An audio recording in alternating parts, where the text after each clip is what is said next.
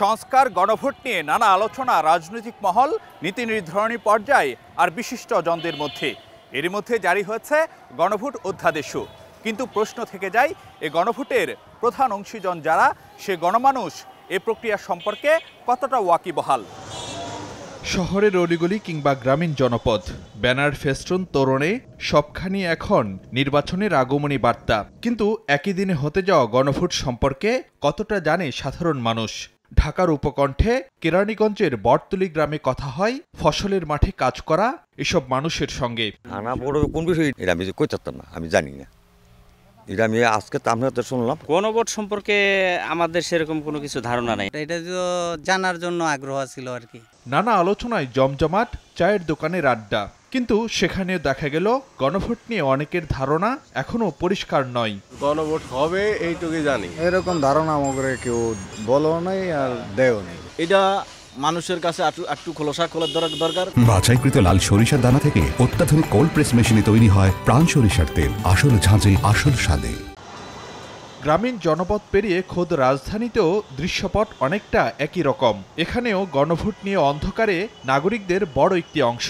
এটা তো হানা ভোট হবে, এখন কোন বিষয় কি হবে সেটা তো আমরা পুরোপুরি জানি না। আসলে গণভোট সম্বন্ধে তেমন কিছু আসলে আমরা এখনো জানি না। হইলে ভালো হবে না খারাপ হবে ওগুলি আসলে আমরা অবগত না।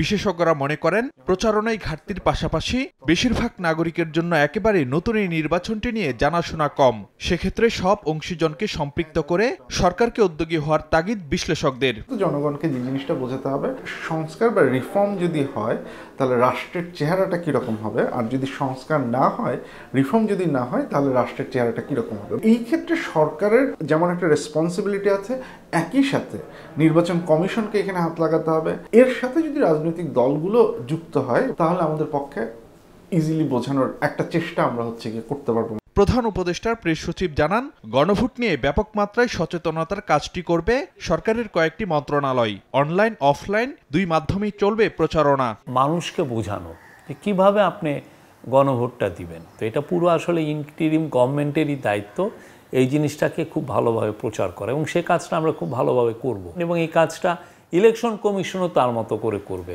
সব মিলে আমরা মনে করি যে এটা খুব ইজি কাজ। তবে জানাশোনা কম থাকলেও গণভোট নিয়ে আগ্রহের কমতি নেই কারো মধ্যেই। সরকারের তরফ থেকে গণভোট ও জাতীয় নির্বাচন আয়োজনে ইতিমধ্যেই শুরু হয়েছে তোড়জোড়। তারই অংশ হিসেবে শনিবার রাজধানীতে মক ভোটিং বা প্রতীকী ভোটের আয়োজন করবে নির্বাচন কমিশন। ফারুক ভিয়া, রবিন, সময় সংবাদ, ঢাকা।